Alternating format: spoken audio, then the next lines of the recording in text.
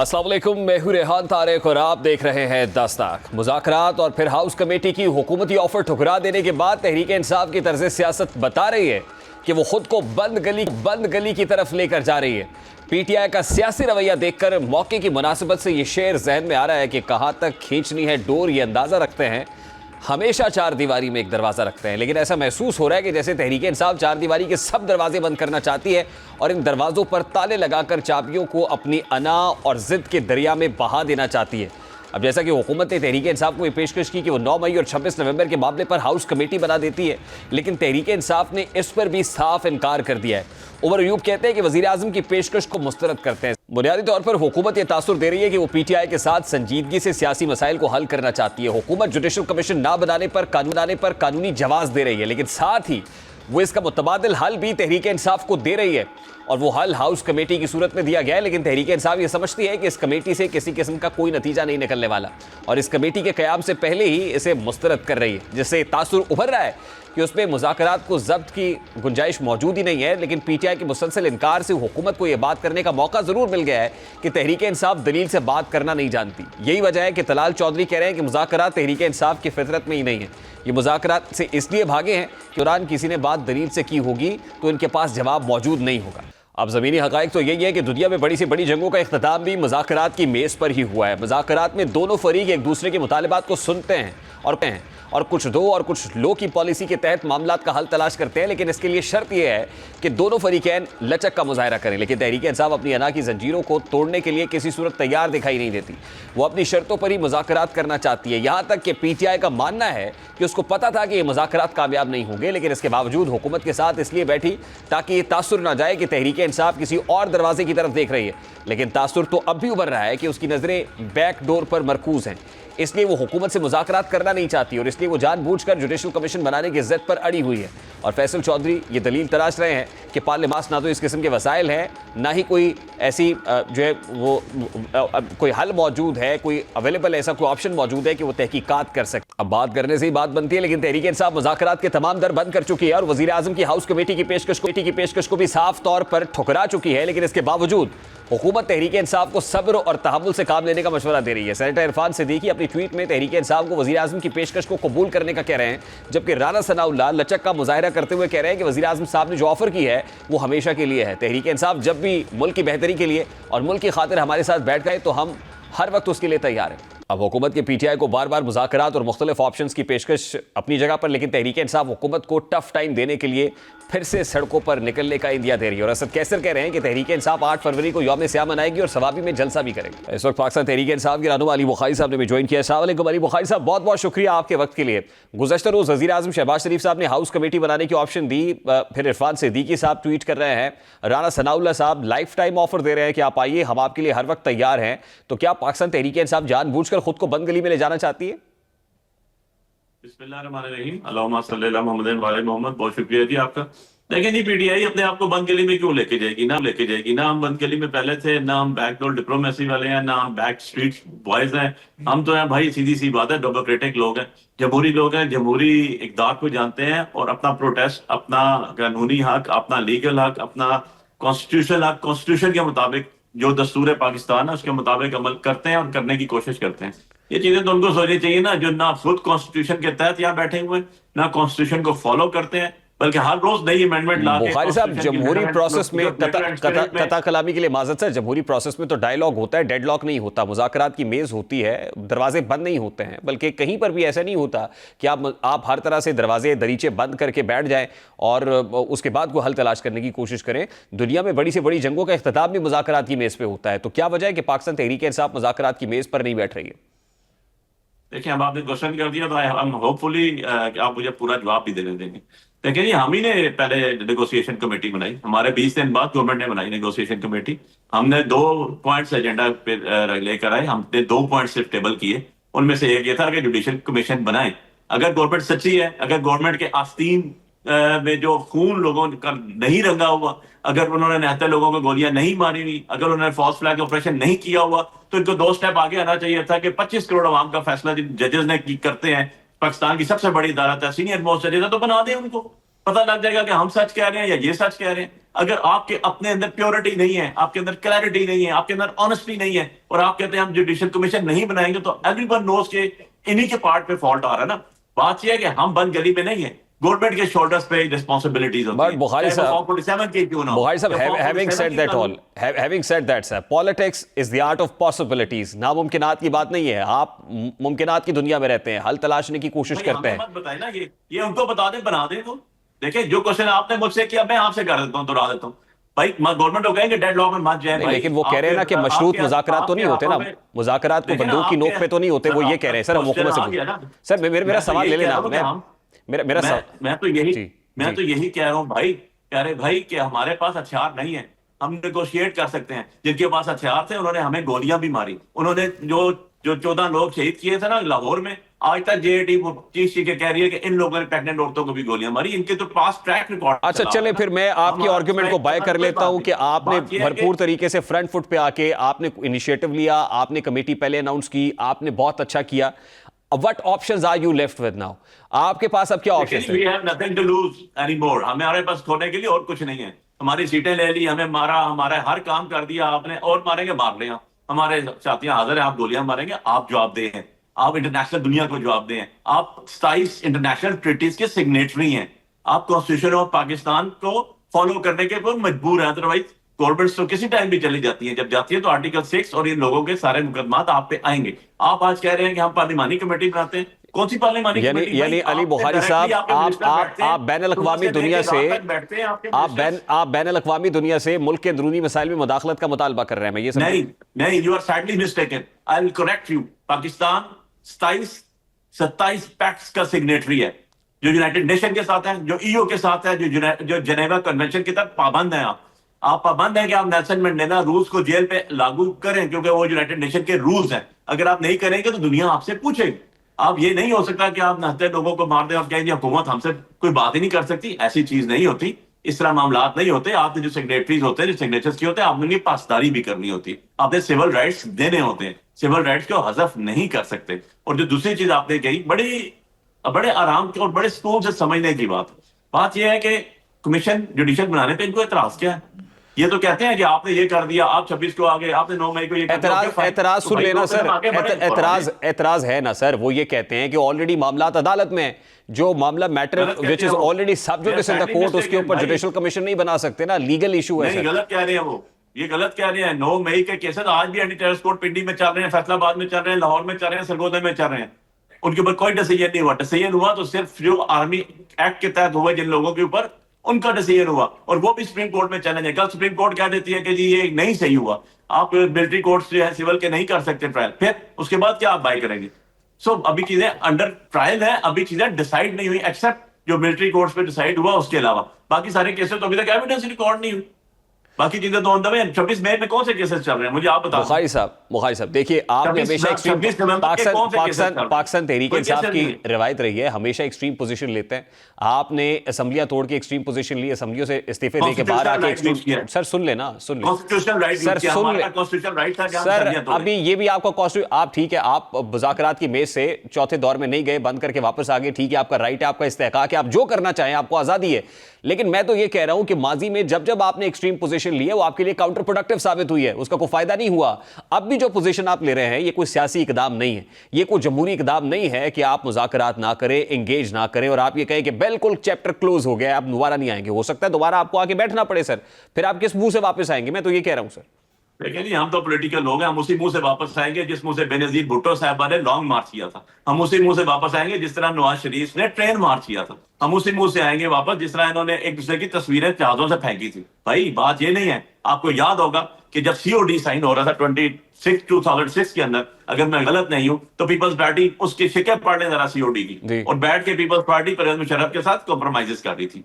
भाईजान ऐसे नहीं है जैसे आप कह रहे हैं, इस तरह पॉलिटिक्स को आप डब्बे में बंद नहीं कर सकते। बात यह कि आप जब मेरे राइट्स सुनने को तैयार नहीं है, मैं आपसे क्वेश्चन कर देता हूं सर। आप मुझे चार्टर ऑफ डेमोक्रेसी, अब आप सुन लेना सर, अब सुन, देखिए अब वन बाय वन सुन लेना सर। पहले तो चार्टर ऑफ डेमोक्रेसी की आपने बात की सर, पहले तो आपने चार्टर ऑफ डेमोक्रेसी की बात की, जरा उसके ऊपर बात कर लेते हैं सर। चार्टर ऑफ डेमोक्रेसी आज भी मुल्की सियासत के अंदर एक मैग्ना कार्टा है सर।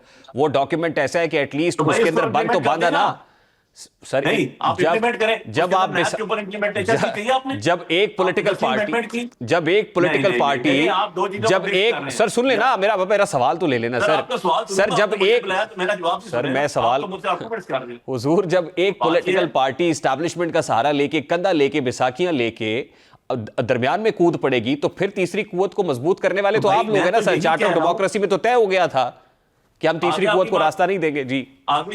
आगे आपकी बात। चार्टर ऑफ डेमोक्रेसी जिस दिन साइन हुआ, जरा उसको देख लीजिएगा, और जिससे बेनजीर भुट्टो साहिबा की मुलाकात हुई थी परवेज मुशर्रफ साहब से, उस दिन देख लीजिएगा, जी। आपको जवाब मिल जाएगा। दोनों की डेट्स टैली कर लेना, आपको जवाब मिल जाएगा। नंबर 1। नंबर 2 चीज बड़ी क्लियर और बड़ी ट्रांसपेरेंसी है भाई। 10वीं अमेंडमेंट 18th अमेंडमेंट आई 2010 में, ले आते नैब शेफ खत्म करते थे, सीओडी को its original true litre and spirit में उसको एग्जीक्यूट कर देते, नहीं की। जबरदस्ती 26वीं अमेंडमेंट आ गई, अब इसके अंदर कर देते हैं, उसको एग्जीक्यूट कर देते सर 26वीं अमेंडमेंट में तो आपके लोग भी कहीं ना कहीं एग्री करके बैठे हुए। सर आप सुन भी लेना, आप सुन भी ले, निहायत अदब से गुजारिश है। ये नहीं हो सकता कि सीओडी के कुछ पॉइंट जो आपको सूट करते हैं आप जेब में रख ले, और कुछ नहीं आते उसको डस्टबिन में बांधे। ऐसे नहीं होगा, वो एज इट इज जिस तरह भी थी वो उसको एग्जीक्यूट करवा दे आप। सो बात यह है कि आप हमें ये मत कहें, क्योंकि हम पावर कॉरिडोर में नहीं है, हमें ये मत कहें कि आप जो है किसी के सारे पे हैं। जनरल जिलानी के साथ कौन बैठ के आया? नवाज शरीफ साहब आए। कौन कहता था बड़ा भाई कह रहा है छोटे को सजा दे दे? नवाज शरीफ सर साहब। What difference did you create? मैं मानता हूं ये आप बिल्कुल ठीक, फैक्चुअली ठीक, आप फैक्चुअली ये बात ठीक कर रहे हैं, लेकिन आप कौन सा हिस्ट्री की दूसरी तरफ खड़े हो गए सर? आप भी तो उसी सफ में लग के खड़े हुए ना। नहीं, यू आर सैडली मिस्टेकन। आप जरा असगर खान पिटीशन पढ़ लें, सुप्रीम कोर्ट का ऑर्डर है, असगर खान पिटीशन पढ़ लें, वो चीख कर बता रही है भाई जिनका ट्रैक रिकॉर्ड क्या आ गया। बात यह है कि हम तो कहते हैं यार कि आप मुल्क को आगे लेके जाए ना, ट्रैक रिकॉर्ड तो आपका भी आगे लेके जाए। नहीं, गलत कह रहे हैं आप। आप कौन सा बगैर किसी सहारे के, बगैर किसी, ये तो आपके अपने लोग मान चुके ना सर। ये राज तो अब कोई राज नहीं है। छोड़ देना, मैं आपसे बात कर रहा हूं, आप बैठे, मैं यहां से फॉर्म 45 देता हूं, इस्लामाबाद से 50,000 सीट वोटों से जीत के आए, बुला लें दूसरे काउंटर पार्ट को, आप फैसला कर दें। मुझे आपका फैसला पता लग जाएगा कौन किसके शोल्डर पे बैठ के आया। आपने अली बुखारी साहब आपने ये कहा कि हम उसी तरह आएंगे जैसे बेनजीर भुट्टो मार्च के साथ आएंगे, हम उसी तरह आएंगे जैसे नवाज शरीफ साहब आए। तो आप मार्च करने जा रहे हैं, इस्लामाबाद पे चढ़ाई का इरादा रखते हैं? देखिए मेरी बात सुनो, इस्लामाबाद किसी की जागीर नहीं है ना भाई। डी चौक के ऊपर अगर कॉन्स्टिट्यूशन पे पाबंदी लगी होती ना कि भाई डी चौक पे कोई नहीं आ सकता, कोई धरना नहीं कर सकता, आज आपके सारे के सारे जर्नलिस्ट सारे के सारे डी चौक पे बैठे हुए हैं। आप मारे उनको भी। कब आ रहे हैं? ठीक है, कल। मैं आपसे पूछ रहा हूँ ना, आप आए हुए, आपके ऊपर पीका एक्ट आ गया, आपका तो सारी गला यहाँ से दबा के रख दिया। आप लोगों तो अभी नेक्स्ट प्रोग्राम कैसे करेंगे, मैं तो ये सोच रहा हूँ। ठीक है ना, ऑडियंस आ गया। सर इस परेशानी में हम आपके दौर में भी हम लोग एहतजाज कर रहे थे, आज भी कर रहे हैं। सेक्शन 20 में हुआ था, सेक्शन 20 अमेंडमेंट हुई थी। अब जो हुकूमत है सर वो उस वक्त हमारे साथ खड़ी हुई थी, अब आप ऑपोजिशन में तो आप खड़े हुए हैं सर। फर्क तो सिर्फ इतना सा है, हम तो वही खड़े हुए हैं। फर्क इतना नहीं है, फर्क इससे आगे हो गया। उसमें जो है पीका अमेंडमेंट सेक्शन 20 के अंदर अमेंडमेंट आई थी। आज जरा आप खुद पढ़ लें, मुझसे बेहतर जानते हैं, जरा आप पढ़ लीजिएगा और फिर दोनों टैली कर लीजिएगा, आपको फर्क जमीन आसमान का नजर। बुखारी साहब मुझे बताएं कि अब कब आ रहे हैं आप इस्लामाबाद, कब आ रहे हैं? जब भी इमरान खान साहब को हुक्म आएगा। आप यानी वो स्ट्रेंथ है, पोजीशन, यानी आप इस पोटेंशियल वो है कि आप लोग इस्लामाबाद पहुंचेंगे, और इस्लामाबाद पहुंच के आपको लगता है? देखिए, इस्लामाबाद हो, लाहौर हो, मीनार पाकिस्तान, सवाबी हो, जो खान साहब का हुक्म आएगा सर तस्लीम खान। 26 नवंबर को इस्लामाबाद पहुंच के कौन सा तीर मार लिया आपने? ये मैं नहीं पूछ रहा सर, सॉरी टू, ये आपके वर्कर, आपका सपोर्टर, आपका वोटर पूछ रहा है जो अब करेंगे आप। हमने क्या किया, ये गवर्नमेंट से पूछना चाहिए था सवाल आपको कि निहत्ते लोगों को गोलियां क्यों मारी? गवर्नमेंट तो अभी वही है, क्यों किया? पुलिस रिकॉर्ड कहां से गायब हुआ? आपके अस्पतालों का रिकॉर्ड क्यों गायब हुआ? ये क्वेश्चन हुकूमत वक्त के मुंह पे खालक होता है भैया। हुजूर गवर्नमेंट तो अभी वही है। गुजारिश है, अपने लोगों को, अपने सिविलियन लोगों को मारा नहीं जाता। ठीक है, 10-10 पर्चे नहीं दिए जाते, 50-50 लोगों की गाड़ियां नहीं तोड़ी जाती। जरा अपना रिकॉर्ड दुरुस्त कर ले। अच्छा, उसमें लीडरशिप के कितने ऐसे लोग थे सर जो बहुत जख्मी थे आपकी लीडरशिप में, पाकिस्तान तहरीक इंसाफ की मरकजी लीडरशिप? हमारी सारी की सारी लीडरशिप वहां मौजूद थी। मुझे बताइए कौन से, कितने जख्मी लोग हैं, ये कितने ऐसे जो नहीं, कोई लीडर मरता या लीडर को गोली लगती तब आपको यकीन आना था? नहीं, अब आपका वर्कर, आपका सपोर्टर, आपका वर्कर पूछ रहा है ना सर ये कि भाई आपने पहले हमें बीच मंझधार छोड़ के चले गए, अब क्या करेंगे आप? फैक्ट एंड फिगर सही नहीं है, आप अगर फैक्ट एंड फिगर सही करें। मैंने तो आज 139 बंदों की हाईकोर्ट में जमानतें लगाई, आज तक लोग अंदर है। 5,000 से ज्यादा बंदा इस्लामाबाद में अंदर था सर। मतलब आप जरा फैक्ट फिगर देख लें, पंजाब में कितने बंदे। मैं वो सीसीटीवी फुटेज चला देता हूं सर, आप फ्री एंड फेयर बात करें ना। आप कहेंगे सर फाइन एनफ, आप देखिए भाई साहब बात पता क्या है, प्रॉब्लम ये है कि आपका काउंटर पार्ट इस वक्त ना तो कोई पाकिस्तान मुस्लिम लीग नून का बंदा बैठा हुआ है शो में, ना पीपल्स पार्टी का है, तो इसलिए जाहिर है कि हम कोई नहीं तो अब क्या, अब जाहिर है हमने तो ये बिल्कुल आपको कोई खुली छूट तो नहीं देनी ना सर, कहीं ना कहीं बैलेंस तो करना है ना सर, हमने सवाल तो करना है नहीं, आपसे। आपका राइट है सर, आपने क्वेश्चन करना है, मैंने उसको एड्रेस करना है, दिस इज माय ऑब्लिगेशन जी वो खाई as per hour on. Bukhari साहब मेरी तो सर हम्बल सबमिशन है आपसे सिर्फ ये है कि जो एक्सट्रीम पोजीशन पीटीआई पहले लेती रही है, फिर पीटीआई एक्सट्रीम पोजीशन ले रही है, आप ये समझते हैं कि काउंटर प्रोडक्टिव नहीं होगी, नुकसान नहीं उठाएगी, बल्कि फायदा रहेगा? इस्लामाबाद पहुंच जाएंगे तो आपको लगता है कि फतह कर लेंगे इस्लामाबाद को, या हुकूमत बदल जाएगी? इस्लामाबाद पहुंचने का तो अभी तक खान साहब ने कहा नहीं, अभी तक तो लाहौर मीनार पाकिस्तान और सऊदी का बात है, नंबर 1। नंबर 2 चीज है, ये क्वेश्चन बेहतर होता है कि आप गवर्नमेंट से करते हैं कि जनाब आपकी एक पॉलिटिकल पार्टी है जो सबसे बड़ी पार्टी है पार्लियामेंट की, फॉर्म 47 रखने के आपके बावजूद आज भी 91 सीट्स लेके बैठी हुई है। आपने आज तक केपी में सेनेट के इलेक्शन नहीं होने दिया, उसी फुल नहीं होने दिया, इवन एन अदरवाइज आप उनसे बात करने के लिए तैयार नहीं है, या आपकी वर्थ ही इतनी नहीं है कि आप इमरान खान साहब से मुलाकात करवाने के लिए भी आप नहीं है, जबकि फेडरल गवर्नमेंट आपकी है, प्रोविंशियल गवर्नमेंट आपकी है, जेल खाना जात आपके अंडर आता है, सीएम आपकी है, प्राइम मिनिस्टर आपकी है, और इवन एन अदरवाइज आप खुद कहते हैं इरफान सिद्दीकी साहब हमें शर्मिंदगी है कि हम मुलाकात भी नहीं करा सकते, जो जायज मुतालबा था। लेकिन मुलाकात तो होगी ना सर, अल्टीमेटली तो मुज़ाकराती कमेटी की मुलाकात हो गई थी सर। देखें सर, इस तरह मुलाकातें नहीं होती। अगर ये होती ना, आप ही की बात मैं आपको बारो कर लूं ना, तो इरफान सिद्दीकी साहब आके ना खुद शर्मिंदगी का इजहार ना करते। वो पहले वो इजहार उन्होंने पहले किया, मुलाकात बाद में हुई सर। नहीं, पहले गए, मुलाकात नहीं हुई, उसके बाद कहा जी हमें फेयर फ्री दे। ये कौन सी मुलाकात है, 4 बंदे इधर खड़े हैं, 4 इधर खड़े हैं, सब मुलाकात होती है। पॉलिटिकली बातें ऐसे होती हैं, पॉलिटिकल डायलॉग जैसे होते हैं। हुजूर जेल है, अब कोई बनी गाला का कोई ड्राइंग रूम तो नहीं है सर। नहीं, जेल में बाकी भी मुलाकातें हुई हैं, बाकी लोग कहाँ रहते थे वो भी देख लीजिएगा। पॉलिटिकली गुफ्तगू होती है, पॉलिटिकल लीडर से होती है, और जेल की हद तक आपको मैं क्लियर कर दूं, मैंने एक बात की थी, आपने उसको शायद उसको आपने केटर नहीं किया। मैंने आपको कहा था एक रूल्स है जो यूनाइटेड नेशन के, जो इंटरनेशनल रूल्स है, जो हमारे जेल manual rule, that is known as Nelson Mandela rules 1990। उनको पढ़ लीजिएगा, आपको पता चल जाएगा मुलाकात हो सकती है, नहीं हो सकती है, अकेले हो सकती है, जुडिशली हो सकती है, जज के सामने हो सकती है, सुप्रीडेंट के सामने हो सकती है, या नहीं हो सकती। सारी चीजें क्रिस्टल क्लियर है, हमारे मुल्क का लॉ है, उसको फॉलो करना चाहिए। बहुत शुक्रिया अली बुखारी साहब पाकिस्तान तहरीक के साथ मौजूद थे।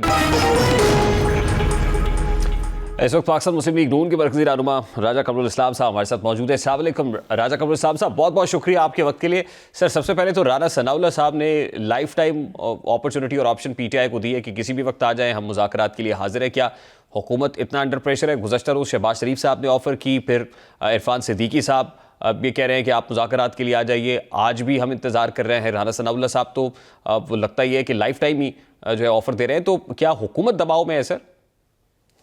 देखिए, लाइफ टाइम ऑफर कभी भी अंडर प्रेशर की हालत में नहीं होती। लाइफ टाइम ऑफर का मतलब होता है कि जब भी तुम्हारा जी चाहा आ जाना, हमारे रास्ते खुले हुए हैं।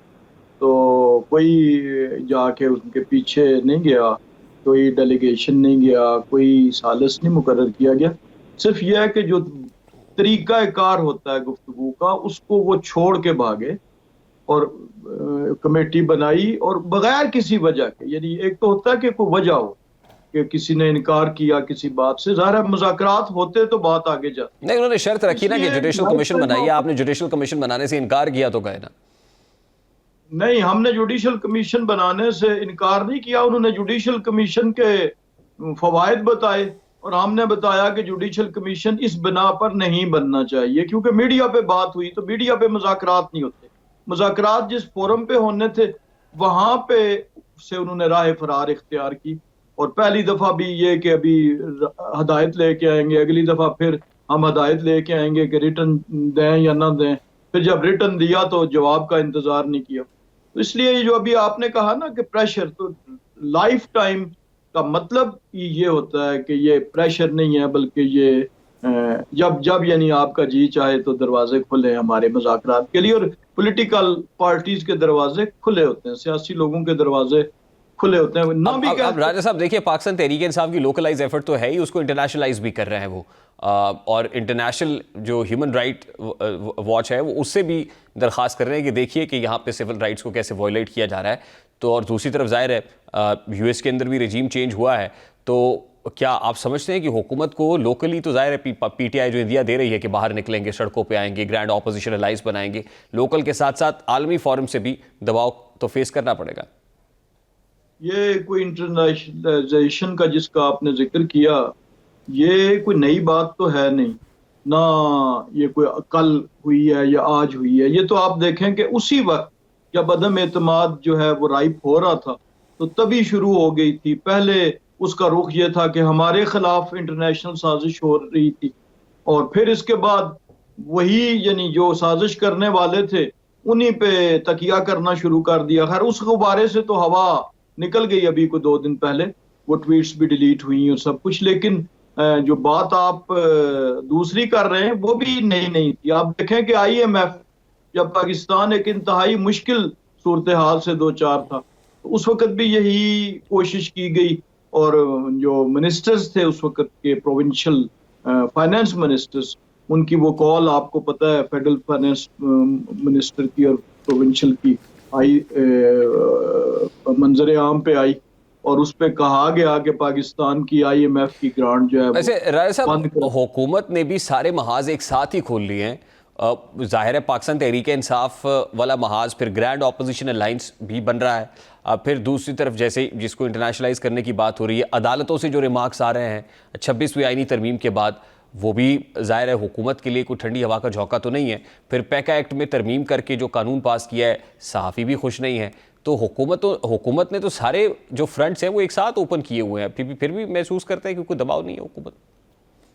दूसरी तरफ से, एक तरफ से ये तो जी दी आपने कि हुकूमत दबाव में है, और दूसरी तरफ से जो जो बयान किए वाकयात, उसके मुताबिक तो हुकूमत, इसके मुताबिक मैं कोई डिफेंड नहीं कर रहा किसी चीज़ को, लेकिन इसका मतलब तो हुकूमत दबाव में नहीं लगती।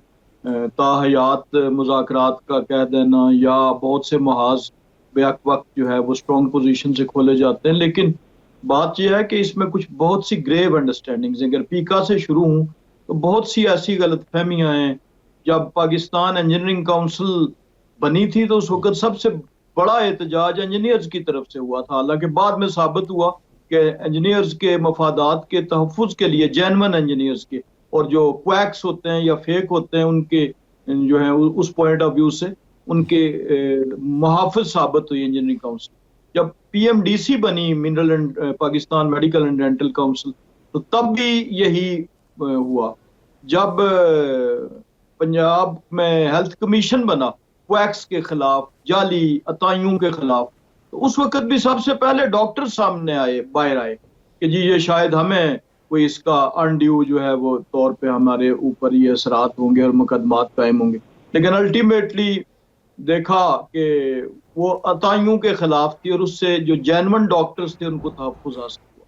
तो मैं समझता हूँ कि ये भी जो सहाफ़ती बरादरी की गलतफहमियाँ कुछ चीज़ों पे हैं, कुछ दूर हो जाएंगी अगर कोई खामियां भी हैं। देखें, लॉ कोई स्टेगनेंट प्रोसेस तो है नहीं कि एक बन गया तो अब ये हमेशा के लिए। तो इसमें तरमीम, आपको याद होगा तहरीक इंसाफ के दौर में जब पीका एक्ट की तरमीम जो हुई थी पहला इब्तदाई, वो 10 साल की कैद थी और वो बाद में सेट असाइड हो गया था कोर्ट से। तो अभी भी अदालतों के रास्ते भी खुले हैं, उन राइट है। मामला जाके रिलीफ अदालत से ही लेंगे, आपके यहाँ कोई ऐसा कोई ब्रीदिंग स्पेस नहीं है हुकूमत के यहाँ। खैर, मेरा ये मौजू नहीं है अभी राजा कमरुल इस्लाम साहब, लेकिन अब ज़ाहिर है पाकिस्तान तहरीक इंसाफ जो इंदिया दे रही है, एक तो वो KP सतह पे जुडिशल कमीशन भी बनाना चाहते हैं, फिर उसके बाद वो जलसा भी करना चाहते हैं, इरादा रखते हैं मीनार पाकिस्तान पे, फिर स्वाबी में जलसे का इरादा रखते हैं, फिर लॉन्ग मार्च का इंदिया भी दे रहे हैं। जाहिर है कि अगर हुकूमत जाएगी नहीं तो हुकूमतें इस तरह के एहतजाज, जलसे, जुलूस, रैलियां वो कमज़ोर ज़रूर करते हैं या हुकूमत की बुनियादें ज़रूर हिलाते हैं। जी, इसमें सबसे ज़्यादा जो सफ़र करेगा वो इस बदअमनी से, इस इंतशार से, इस फसाद से वो सफ़र करेंगे पाकिस्तान के अवाम। और यही वो नुक्ता है जिसकी बिना पर बार बार अपोजिशन में होते हुए भी मिसाक मईशत की पेशकश की थी, गवर्नमेंट में होते हुए भी बार बार उन्हें यही कहा कि आप बैठ के बात करें। अभी जो मुज़ाकरात जिसको भी अंडर प्रेशर का नाम दिया जा रहा है, ये भी बुनियादी तौर पर तो उसी नुक्ते की वजह से है। लेकिन इसके बावजूद ये इंडिया लॉन्ग मार्च का कोई पहली दफा नहीं दिया गया, 3 दफा इस पे अमल दरामद भी हो चुका है, इस्लामाबाद पे हमले हो चुके हैं। तो इसके बावजूद आप देखें कि मुआशी फ्रंट पे हुकूमत की कारकर्दगी जो है वो कोई खुदा न ख्वास्ता मायूस कुन या खराब नहीं है। वहां पर आप फॉरेन एक्सचेंज रिजर्व से लेकर फॉरेन रेमिटेंस तक और स्टॉक एक्सचेंज से लेकर महंगाई की शरह तक 38% से 4% तक आना रेट ऑफ इन्फ्लेशन, तो ये कोई इतनी मायूस कुन सूरत हाल नहीं है, हौसला अफजा है। लेकिन हमारी हुकूमत की ख्वाहिश फिर भी यही है कि वो नौबत ना आए और उससे पहले पहले ही मुज़ाकरात की सूरत में, और जो मुज़ाकरात की पेशकश उस वक्त तहरीक इंसाफ की तरफ से आई थी, तो उस पर आप देखें कि कहीं भी ना माहौल ना खुशगवार हुआ। अब अगर अखबारी बयानात को या प्रेस टॉक्स को या टीवी टॉक शोज को बुनियाद नहीं, उस पर तो देखे ना, उमर अयूब साहब ने कह दिया है कि ऑफर इज रिजेक्टेड। जो वजीर आजम साहब ने कहा वो तो रिजेक्ट कर गए, या एब्सोल्युटली नॉट का बोर्ड तो उन्होंने लगा दिया है। इसके बाद जो हुकूमत की स्ट्रैटेजी है वो यही रहेगी कि इंतजार करेंगे और उस वक्त तक करेंगे जब तक पीटीआई वापस आके ना बैठ जाए। क्विकली बता दीजिएगा, then I have to take a break sir. वो कौन सा पहली दफा उन्होंने ये एब्सोल्युटली नॉट कहा है या रिजेक्टेड कहा है? वो फिर रिजेक्टेड जो है वो तब्दील भी हो जाता है जब मौका आता है। ठीक है, यानी आपको लगता है कि अल्टीमेटली पीटीआई वापस आएगी और मुज़ाकरात का हिस्सा बनेगी? खुद हमने तो अपनी कमेटी को बरकरार रखा है, उन्होंने कमेटी तहलील कर दी और उन्हें जरूरत महसूस होगी। पहले भी उन्हें जब वो उन्होंने सड़कों के पर आने का जो उन्होंने रास्ता इख्तियार किया था, उसकी नाकामी के बाद उन्होंने फिर मुज़ाकरात की ऑप्शन अपनाई थी। और हमें पूरी उम्मीद है कि वो कोई भी ऐसा जो इंतशार की कोशिश होगी, जब वो नाकाम होगी और यकसर नाकाम होगी, तो उसके बाद फिर जो है वो रैशनल प्रिवेल करेगा और वो मुज़ाकरात। बहुत बहुत शुक्रिया। राजा कमरुल इस्लाम साहब हमारे साथ मौजूद थे। पाकिस्तानी नौजवान की अंधी मोहब्बत में गिरफ्तार अमरीकी खातून वक्त गुजरने के साथ साथ यूटर्न पे यूटर्न लेती चली जा रही है। पहले अमरीकी खातून ने यह दावा किया कि कराची के शहरी नदाल मेमन से उन्हें सोशल मीडिया पर मोहब्बत हुई और वो उनसे शादी करने यहाँ पहुंची, लेकिन फिर बाद में अमरीकी खातून ने अपना बयान बदलते हुए यह दावा कर दिया कि वो यहाँ अपने शौहर को तलाश कर रही हैं और वो अपने शौहर के साथ दुबई चली जाएंगी।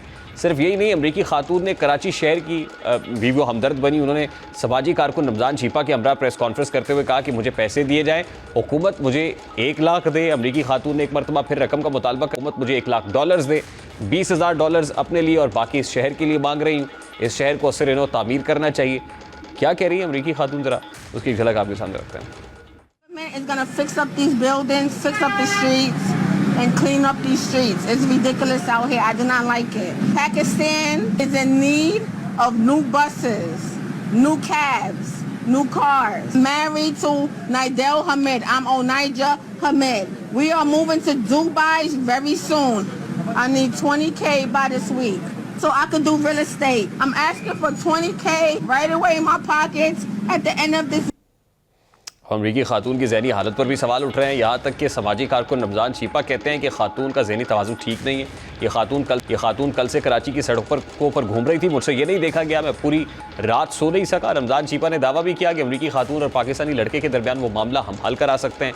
अब जिस दौरान रमज़ान छीपा मीडिया से गुफ्तगू कर रही खातून ने उन्हें रोकते हुए कहा कि वो बहुत बोल रहे हैं। अमरीकी खातून रमज़ान छीपा से कैसे पेश आई, जरा वो भी आपको दिखाते हैं। जो ये अमरीका से ये खातून आई हैं, इनका मामला उस लड़के को बुला के रफा दफा कराए ताकि ये इज्जत के साथ वापस अपने घर अमेरिका मतलब जाए, अपने बच्चों के पास जाए, अपनी फैमिली के पास जाए, अपने खानदान के पास जाए और पाकिस्तान से ये इज्जत के साथ जो है वो रुखसत हो। क्या आप लोग भी भाई यही चाहते हैं ना? बिल्कुल, हर पाकिस्तानी जो है वो यही चाहता है कि ये बस अब जो भी ये मामला जितना हो गया 2-3 दिन बहुत हो गया भाई, बहुत हो गया, बस है, बस अब बस है, बस बस है, बस बस। Listen, he talks too much. That's it. Yes, that's it. Yes, yes, I am saying. ये भी देखे, यही मेरी बात की तारीफ कर रही है। Listen, you talk too much. Okay. We don't know what you. अब अमरीकी खातून ओनीजा ने अपनी वापसी की शर्त रखी है कि जब उनके शौहर मिल जाएंगे तो उनके साथ दुबई चली जाएंगी। इससे पहले अमरीकी खातून को वापस भेजने की तमाम कोशिशें नाकाम हुई हैं। अब ये पहला वाकया नहीं है, इससे पहले भी अंधी मोहब्बत के कई केसेस मंजर आम पर आए हैं। जैसा कि गुज़श्ता बरस पाकिस्तानी नौजवान की मोहब्बत में गिरफ्तार नेपाली लड़की पाकिस्तान पहुंची थी। पाकिस्तानी लड़के अयूब की मोहब्बत ने नेपाली लड़के को अपना वतन वो लड़की को छोड़ने पर मजबूर कर दिया था और बाद में नेपाली लड़की ने निकाह के बाद अपना नाम आयशा रख लिया था। फिर इसी तरह 2018 में हेलिना नामी अमरीकी खातून पाकिस्तानी लड़के की मोहब्बत को शादी के बंधन में बदलने सियालकोट पहुंच गई थी। इसी तरह मकबूल गेम पबजी खेलने के दौरान अमरीकी लड़की पाकिस्तानी लड़के को दिल दे बैठी और ये मोहब्बत शादी में बदल गई। 18 साला फ्लोरिस सारा और चित्राल के 23 साला शहादत हुसैन पबजी गेम पर मिले थे, बाद में दोनों शादी के बंधन में बंध गए थे। अब सोशल मीडिया पर अंधी मोहब्बत ने कई दिलों को मिलवाया तो है, वहीं कई दिल तोड़े भी हैं। अमरीकी खातून ओनीजा का दिल टूटा टूटा सा नज़र आ रहा है। एक ब्रेक लेते हैं, ब्रेक के बाद वापस आते हैं और रिकॉर्ड मुद्दत में जो तामीराती काम मुकम्मल हुए स्टेडियम्स के पाकिस्तान में, उसने भारत को भी बल्कि परेशान कर रखा है।